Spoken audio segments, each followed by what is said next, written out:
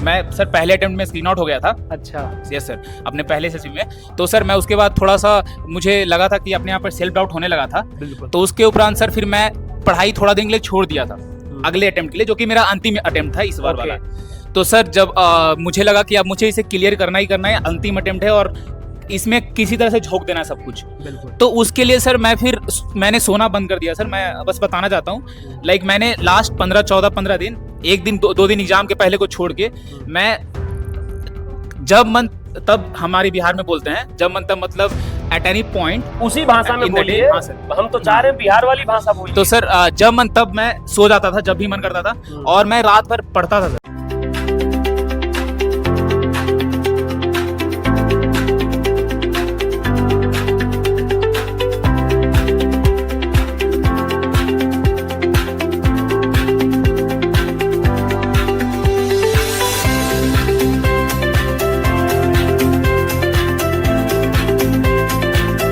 जय हिंद एवरीवन। वो कहते हैं ना कि कुछ किए बिना ही जय जयकार नहीं होती और कोशिश करने वालों की कभी हार नहीं होती। बिहार की धरती हमेशा से अपने मेहनत और परिश्रम के लिए जानी जाती है, और बिहार का नालंदा जिला एक ऐसा जिला जहां पर भारत देश के कई सारे विद्वान निकले हैं। और उस नालंदा जिला के मुस्तफक नामक गांव से ये बच्चा आया है। वो कहते हैं ना, जो लोग कहते हैं ना कि गांव से बच्चे निकलते नहीं, उन सभी बच्चों के लिए आयुष राज एक प्रेरणा है। इनके माता पिता एक मोटिवेशन है उन सभी माता पिता के लिए, जो एक छोटे से गांव से निकल करके अभी एक अफसर का रास्ता तय कर चुके हैं।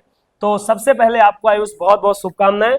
आयुष, मैं आपसे ही सबसे पहले जानना चाहूंगा, आप बताओ कि आपको कैसा लग रहा है, या आप अपने बारे में थोड़ा सा बताओ एक बार, जो क्योंकि बिहार के लोग जब आपको देखेंगे तो पहले आप एस्पेरेंट्स थे, अब आप उन एस्पेरेंट्स के प्रेरणा स्रोत बन चुके हैं, कहना चाहोगे? सर सबसे पहले तो मैं ये कहना चाहूँगा कि मुझे यहाँ बैठकर एक अद्वितीय फीलिंग का एहसास हो रहा है।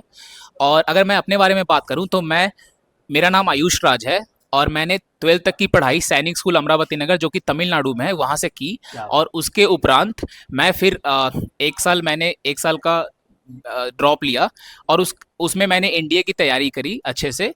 एंड उसमें सर का भी योगदान है, और एक प्रवीण सर हैं जो भी यहीं के शिक्षक हैं, उनका भी योगदान है। तो इनकी मदद से मैं रिटन क्लियर क्वालिफाई कर पाया।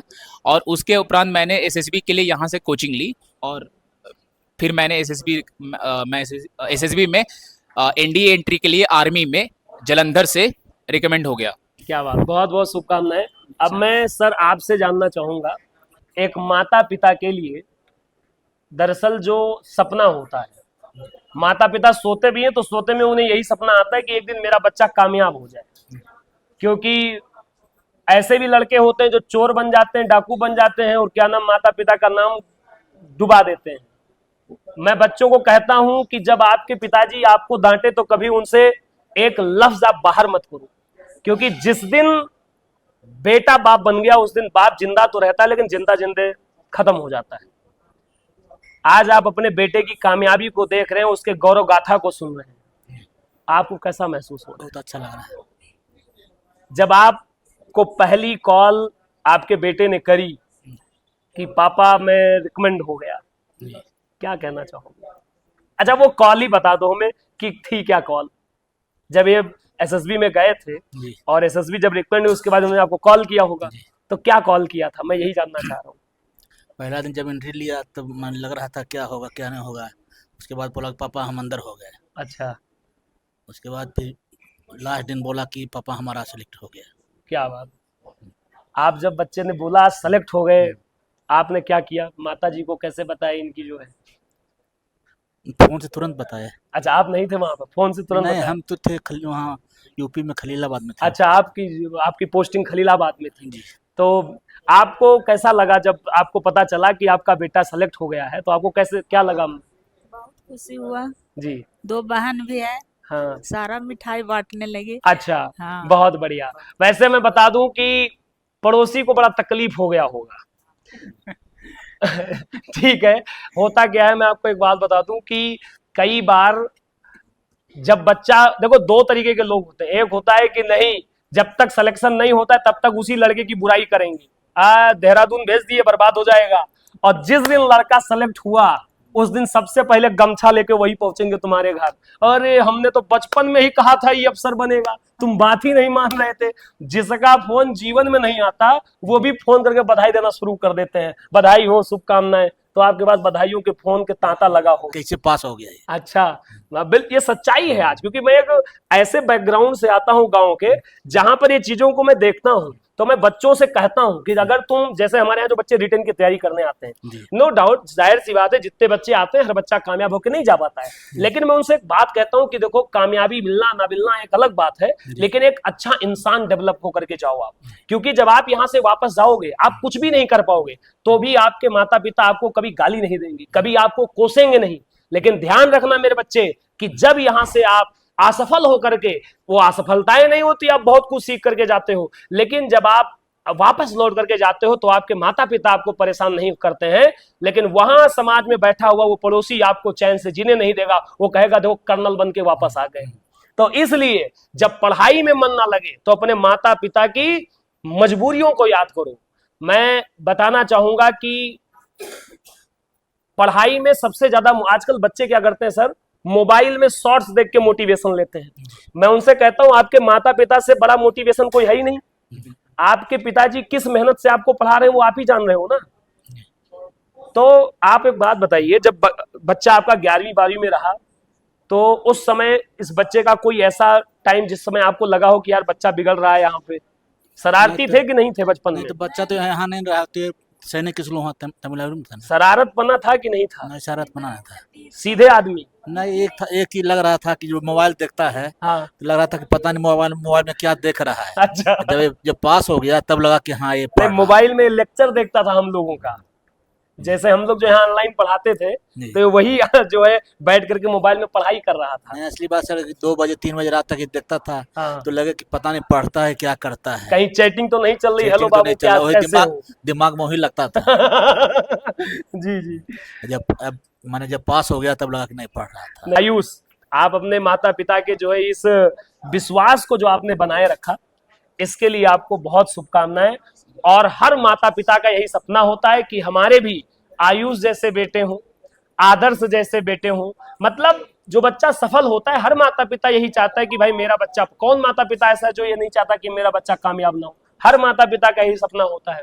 तो आप लोगों से बात करके मुझे बहुत अच्छा लगा। कुछ कहना चाहोगे? बिल्कुल सर, मैं कुछ बोलना चाहूँगा। जैसे कि मेरे पिताजी ने कहा कि मैं 2 बजे तक 3 बजे तक मैं इन्हें लगता था, डाउट होता था, तो सर मैंने लाइब्रेरी ट्राई किया ज्वाइन करने का, जो कि होता है सर आपको अच्छे से पता होगा। तो सर मेरी वहाँ पे पढ़ाई में रुचि नहीं हो पाई, लग नहीं पाई, क्योंकि वह वातावरण काफी क्लोज टाइप का होता है। It is kind of compact होता है।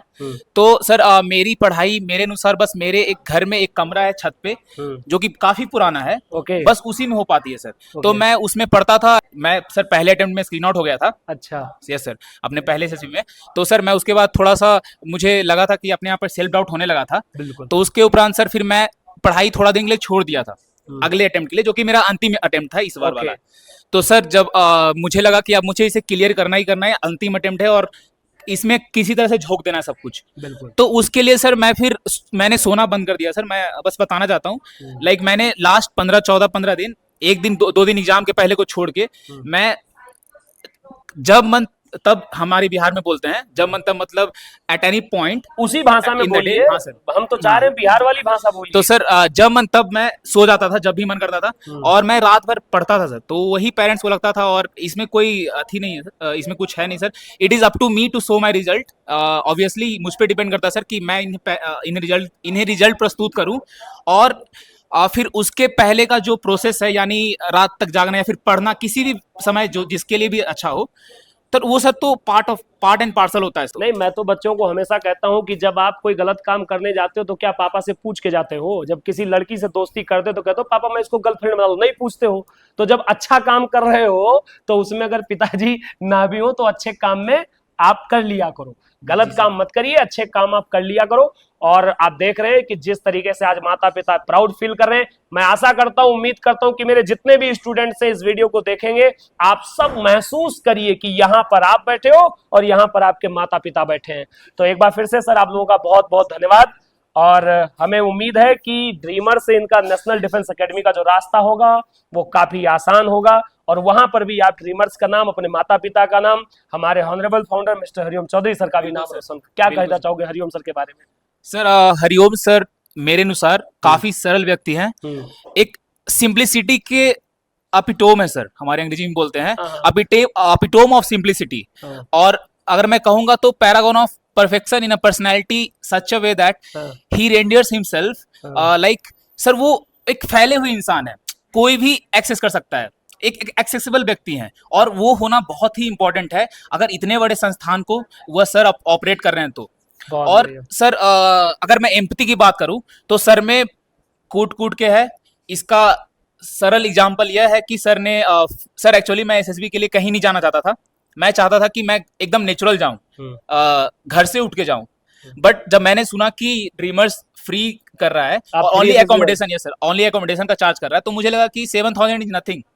7,000 तो मैं सर ऐसे भी 1 महीने 2 महीने में बिल्कुल। ऐसे हो जाता है, तो मैंने सोचा कि मैं ट्राई करता हूं, तो मैं यहाँ आ गया सर। और मुझे सच में पता नहीं था कि हरिओम सर का ये स्कीम और इतने अच्छे ऐसे सर, अगर मैं उनका नाम जरूर लेना चाहूंगा सर, क्योंकि बिल्कुल। उनके कारण मैं यहाँ बैठा हुआ बिल्कुल हूँ। बिल्कुल। सबसे पहले तो मेरे ग्रुप सर, मेरे ऐसे GTO sir, group captain Ambuja Ahluwalia sir, एक महान व्यक्ति हैं सर मेरे अनुसार, मेरे लिए।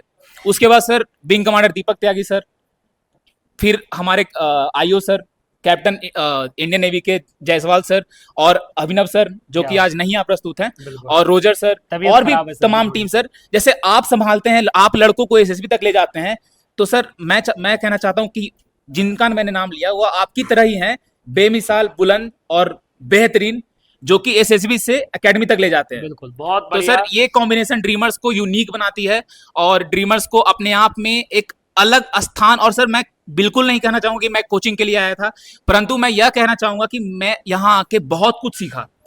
कैसे अपने आप को हम्बल रखा जाता है वह भी मैंने सीखा अपने एसेसर को देख के, और कैसे एसेसर ने मेरे अंदर का वो अर्जुन जगा दिया सर। मैं अपने आप को अर्जुन नहीं कहूंगा, बट वो सारे के सारे द्रोणाचार्य हैं। नहीं, बहुत बढ़िया। तो उस टाइप का इन्वायरमेंट अगर ड्रीमर्स दे रहा है, एक ट्रेनिंग दे रहा है सर, एक व्यक्तित्व का ट्रेनिंग दे रहा है, अगर मैं कहूँ तो कोचिंग नहीं दे रहा है, तो सर यही डिफरेंस है सर जो ड्रीमर्स को मैं मानता हूं। चूंकि मैं जानता हूं मेरे कई मित्र जो कि, चूंकि मैं सैनिक स्कूल से हूं, जो कि अलग अलग संस्थान पे जाते हैं, इंडिया के अलग अलग संस्थान पे, एसएसबी के लिए, एनडीए के लिए, ज्यादातर एसएसबी के लिए, तो मैंने हमेशा अपने आप और उनमें एक डिफरेंस पाया है सर, बिल्कुल। और वह डिफरेंस ड्रीमर्स ही क्रिएट किया है सर। बहुत बढ़िया। आपने आयुष राज की इन सारी बातों को सुना, और जैसे कि आयुष हमारे फ्री एसएसबी के पार्ट थे, और मैं कहना चाहूंगा कि जिस समय पहलगाम में हमला होता है और हमारे देश के निर्दोष नागरिक मारे जाते हैं, उसके अगले दिन ही हमारी संस्था के founder mister Hariom Chaudhary sir ने एक डिसीजन लिया कि हम देश के जितने भी बच्चे रिटन एग्जाम क्लियर किए हैं उनको हम फ्री एसएसबी देंगे, जिसका कोई भी पैसा नहीं होगा, और ये कोई ऑनलाइन नहीं, टोटली ऑफलाइन। मैं आपको बताता हूं, जो कि एक बहुत प्रेरणादायक कदम था हम सभी शिक्षकों के लिए भी, हम सभी जो यहाँ हमारे स्टूडेंट पढ़ते हैं उन सभी के लिए। थैंक यू सो मच, और एक बार फिर से आपका बहुत बहुत स्वागत सर, और ऐसे ही आपके बच्चे आगे बढ़ते रहे और आप भी नई ऊंचाइयों को छुएं। गुड लक, आशीर्वाद।